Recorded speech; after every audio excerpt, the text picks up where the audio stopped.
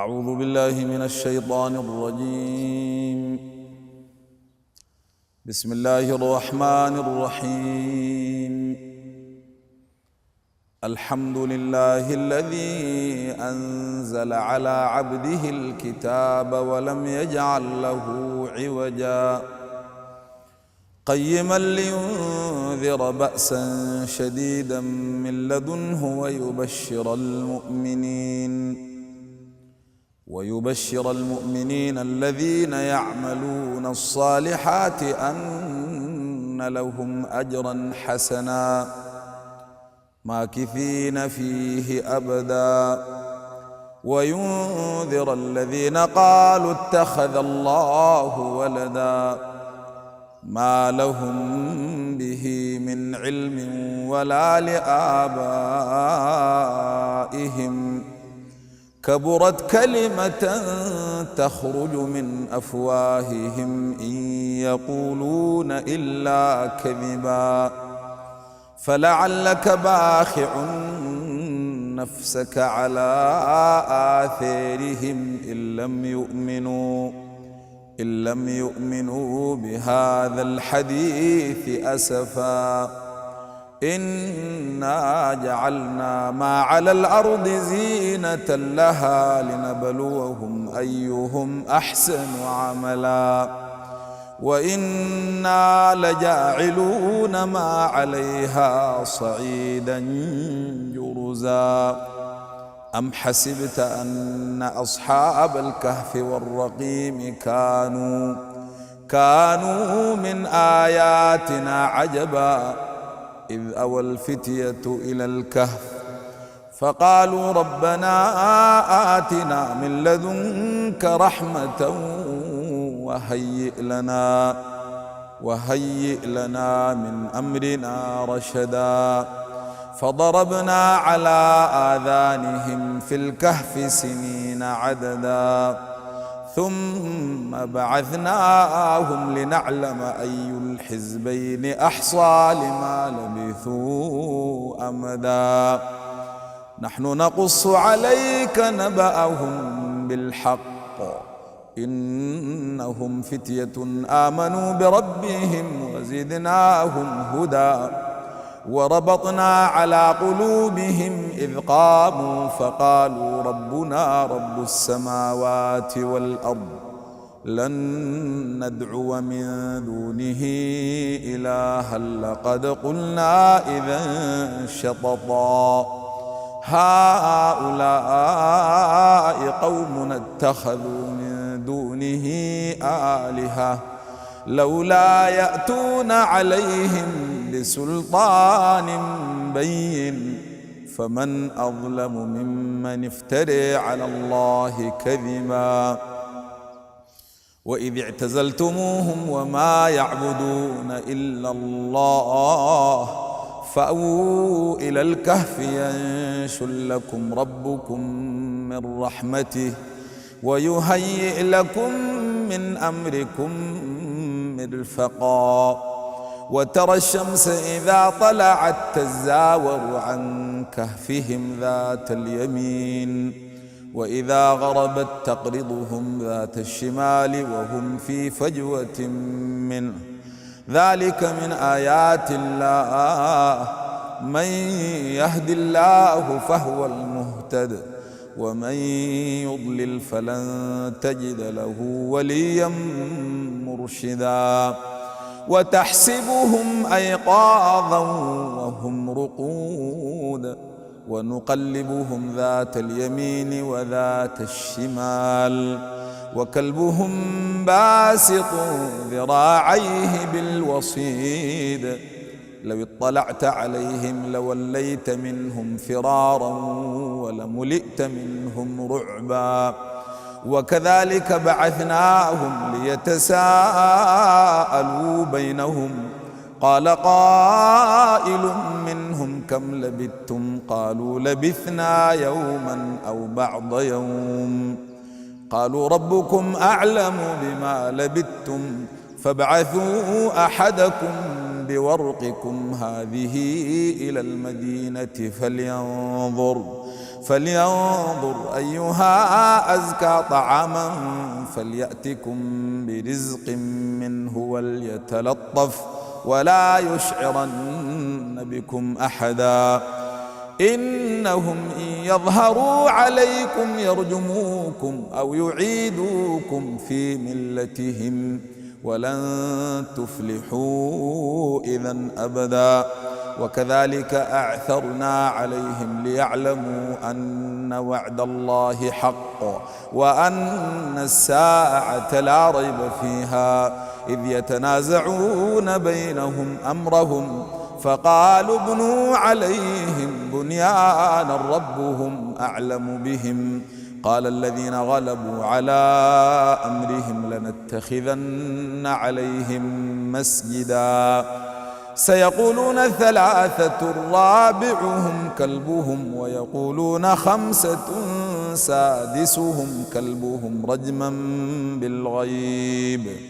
ويقولون سبعة وثامنهم كلبهم قل ربي أعلم بعدتهم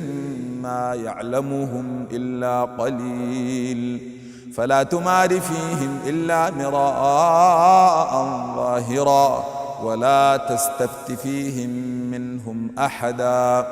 ولا تقولن لشيء إني فاعل ذلك غدا إلا أن يشاء الله واذكر ربك إذا نسيت وقل عسى أن يهديني ربي لأقرب من هذا رشدا ولبثوا في كهفهم 300 سنين وازدادوا 9 قل الله أعلم بما لبثوا له غيب السماوات والأرض أبصر به وأسمع ما لهم من دونه من ولي ولا يشرك في حكمه أحدا واتل ما أوحي إليك من كتاب ربك لا مبدل لكلماته ولن تجد من دونه ملتحدا واصبر نفسك مع الذين يدعون ربهم بالغداة والعشي يريدون وجهه ولا تعد عيناك عنهم تريد زينة الحياة الدنيا ولا تطع من أغفلنا قلبه عن ذكرنا واتبع هواه وكان أمره فرطا وقل الحق من ربكم فمن شاء فليؤمن ومن شاء فليكفر إنا أعتدنا للظالمين نارا أحاط بهم سرادقها وإن يستغيثوا يغاثوا بماء كالمهل يشوي الوجوه بئس الشراب وساءت مرتفقا إن الذين آمنوا وعملوا الصالحات إنا لا نضيع أجر من أحسن عملا أولئك لهم جنات عدن تجري من تحتهم الأنهار يحلون فيها من أساور من ذهب ويلبسون ثيابا خضرا من سندس واستبرق متكئين فيها على الأرائك نعم الثواب وحسنت مرتفقا واضرب لهم مثلا الرجلين جعلنا لأحدهما جنتين من أعناب وحففناهما بنخل وجعلنا بينهما زرعا كلتا الجنتين آتت أكلها ولم تظلم منه شيئا وفجرنا خلالهما نهرا وكان له ثمر فقال لصاحبه وهو يحاوره أنا أكثر منك مالا وأعز نفرا ودخل جنته وهو ظالم لنفسه قال ما أظن أن تبيد هذه أبدا وما أظن الساعة قائمة ولئن رددت إلى ربي لأجدن خيرا منها منقلبا قال له صاحبه وهو يحاوره أكفرت بالذي خلقك من تراب ثم من نطفة ثم سواك رجلا لكن هو الله ربي ولا أشرك بربي أحدا ولولا إذ دخلت جنتك قلت ما شاء الله لا قوة إلا بالله إن ترني أنا أقل منك مالا وولدا فعسى ربي أن يؤتيني خيرا من جنتك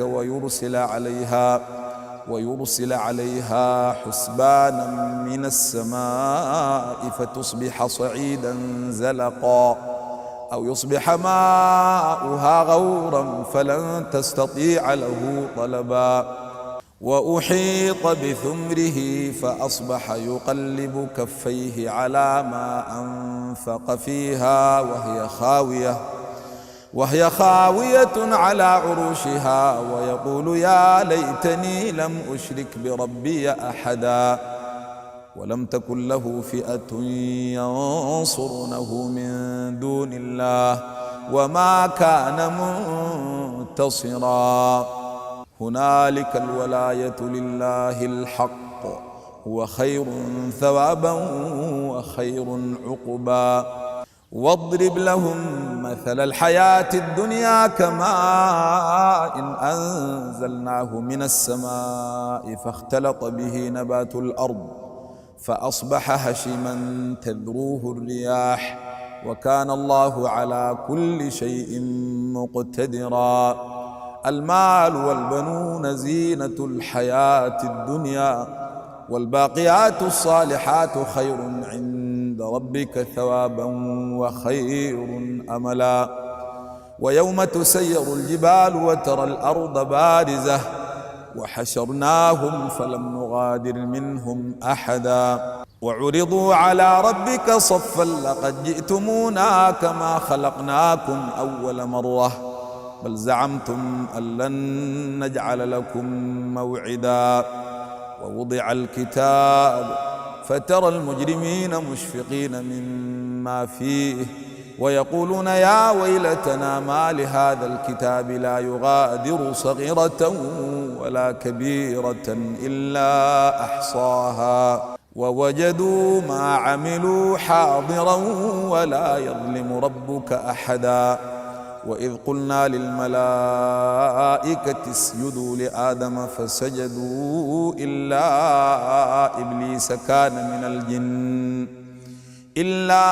إبليس كان من الجن ففسق عن أمر ربه أفتتخذونه وذريته أولياء من دوني وهم لكم عدو بئس للظالمين بدلا ما أشهدتهم خلق السماوات والأرض ولا خلق أنفسهم وما كنت متخذ المضلين عضدا ويوم يقول نادوا شركائي الذين زعمتم فدعوهم فلم يستجيبوا لهم وجعلنا بينهم موبقا ورأى المجرمون النار فظنوا أنهم واقعوها ولم يجدوا عنها مصرفا ولقد صرفنا في هذا القرآن للناس من كل مثل وكان الإنسان أكثر شيء جدلا وما منع الناس أن يؤمنوا إذ جاءهم الهدى ويستغفروا ربهم إلا أن تأتيهم سنة الأولين أو يأتيهم العذاب قبلا وما نرسل المرسلين إلا مبشرين ومنذرين ويجادل الذين كفروا بالباطل ليدحضوا به الحق واتخذوا آياتي وما أنذروا هزؤا ومن أظلم ممن ذكر بآيات ربه فأعرض عنها ونسي ما قدمت يداه إنا جعلنا على قلوبهم أكنة أن يفقهوه وفي آذانهم وقرا وإن تدعهم إلى الهدى فلن يهتدوا إذا أبدا وربك الغفور ذو الرحمة لو يؤاخذهم بما كسبوا لعجل لهم العذاب بل لهم موعد لن يجدوا من دونه موئلا وتلك القرى أهلكناهم لما ظلموا وجعلنا لمهلكهم موعدا وإذ قال موسى لفتاه لا أبرح حتى أبلغ مجمع البحرين أو أمضي حقبا فلما بلغا مجمع بينهما نسيا حوتهما فاتخذ سبيله في البحر سربا فلما جاوزا قال لفتاه آتنا غداءنا لقد لقينا من سفرنا هذا نصبا قال أرأيت إذ أوينا إلى الصخرة فإني نسيت الحوت وما أنسانيه إلا الشيطان أن أذكره واتخذ سبيله في البحر عجبا قال ذلك ما كنا نبغي فارتدا على آثارهما قصصا فوجدا عبدا من عبادنا آتيناه رحمة من عندنا وعلمناه من لدنا علما قال له موسى هل أتبعك على أن تعلمني مما علمت رشدا قال إنك لن تستطيع معي صبرا وكيف تصبر على ما لم تحط به خبرا قال ستجدني إن شاء الله صابرا ولا أعصي لك أمرا قال فإن اتبعتني فلا تسألني عن شيء حتى أحدث لك منه ذكرا فانطلقا حتى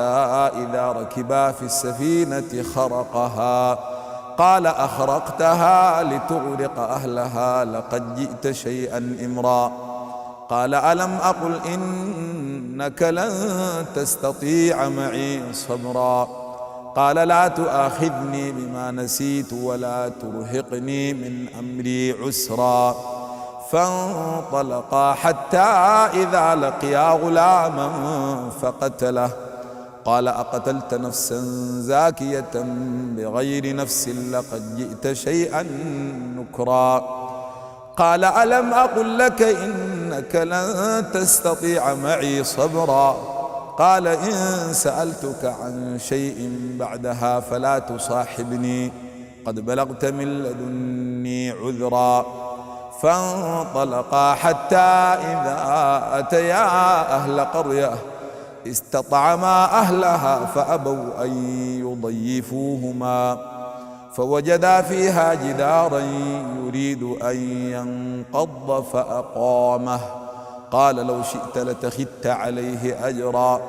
قال هذا فراق بيني وبينك سأنبئك بتأويل ما لم تستطع عليه صبرا أما السفينة فكانت لمساكين يعملون في البحر فأردت أن أعيبها وكان وراءهم ملك يأخذ كل سفينة غصبا وأما الغلام فكان أبواه مؤمنين فخشينا أن يرهقهما طغيانا وكفرا فأردنا أن يبدلهما ربهما خيرا منه زكاة وأقرب رحما وأما الغلام فكان أبواه مؤمنين فخشينا أن يرهقهما طغيانا وكفرا فأردنا أن يبدلهما ربهما خيرا منه زكاة وأقرب رحما وأما الجدار فكان لغلامين يتيمين في المدينة وكان تحته كنز لهما وكان أبوهما صالحا فأراد ربك أن يبلغا أشدهما ويستخرجا كنزهما رحمة من ربك وما فعلته عن أمري ذلك تأويل ما لم تسطع عليه صبرا ويسألونك عن ذي القرنين قل سأتلو عليكم منه ذكرا إنا مكنا له في الأرض وآتيناه من كل شيء سببا فاتبع سببا حتى إذا بلغ مغرب الشمس وجدها تغرب في عين حمئة ووجد عندها قوما قلنا يا ذا القرنين إما أن تعذب وإما أن تتخذ فيهم حسنا قال أما من ظلم فسوف نعذبه ثم يرد إلى ربه فيعذبه عذابا نكرا وأما من آمن وعمل صالحا فله جزاء الحسنى وسنقول له من أمرنا يسرا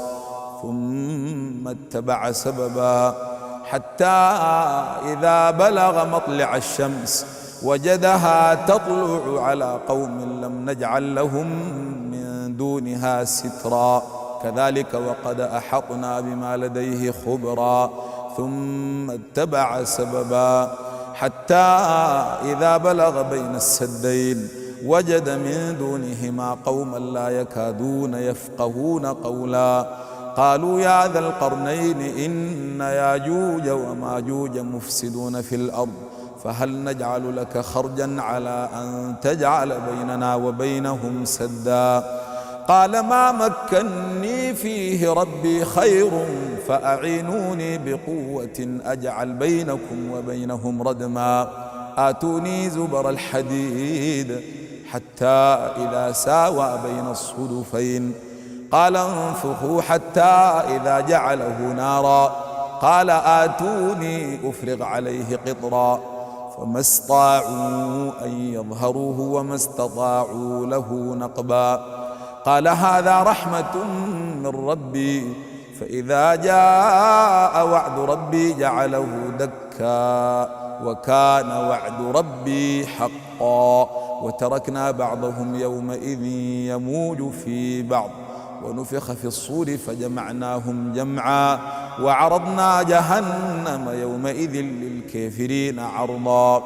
الذين كانت أعينهم في غطاء عن ذكري وكانوا لا يستطيعون سمعا أفحسب الذين كفروا أن يتخذوا عبادي من دوني أولياء إنا أعتدنا جهنم للكافرين نزلا قل هل ننبئكم بالأخسرين أعمالا الذين ضل سعيهم في الحياة الدنيا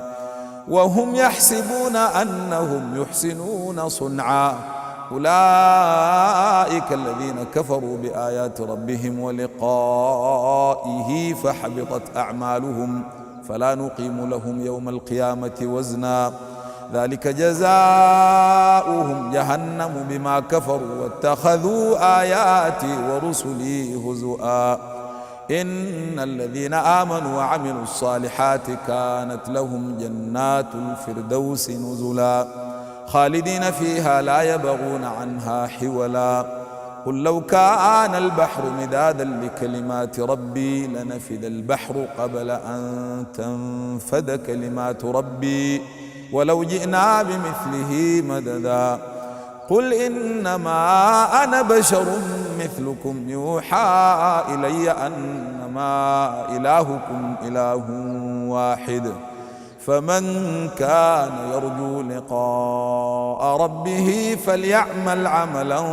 صالحا ولا يشرك بعبادة ربه أحدا صدق الله العظيم.